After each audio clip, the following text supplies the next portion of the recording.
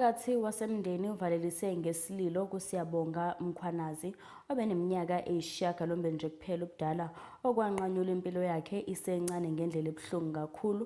uSiyabonga wanyamalala ngomhla zimbili kuNcwaba ka-2025 ngesikhathi edlala ngaphandle kwekhaya lakhe.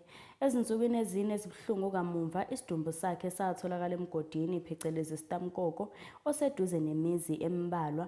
Imiphumela yokuhlolwa kwesidumbu sakhe iveza ukuthi ushone ngenxa yokuminza nokutholakala okushiye umndeni wakhe nomakhelwane bekhungathekile, kanti umphakathi ufuna izimpendulo kanye nezinyathelo ezinqala zokuphepha ukuze kuvikelwe izingane zakule ndawo. Umoya ophansi emndenini womfanyana oneminyaka eyisishiyagalombili ubudala uSiyabonga Mkhwanazi ubekwe endlini yakhe yokugcina namhlanje ngemuva kokutholakala kwesidumbu sakhe emgodini wesitamkoko eduze kwakubo.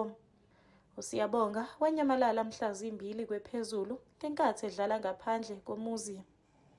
Umholi womphakathi uthi kuyabadumaza ukuthola ukuthi amaphoyisa athi lo mfanyana ushone ngokuminza. As a community we are really disturbed, sibhlungu futhi and ayikho into esingayenza ngoba yabona ama-postmortem ezobuya athi umntwana it's normal drowning.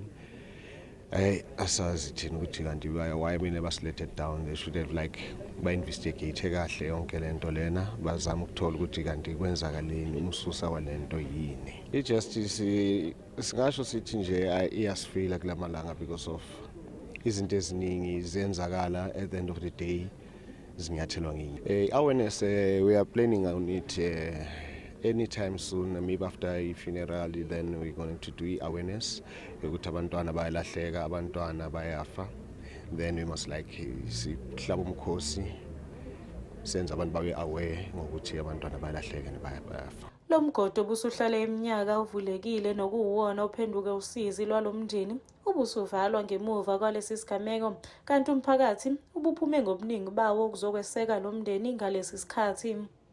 Ezindabeni zeSoweto TV, ngikuNokulunga Mthembu ngisemndeni.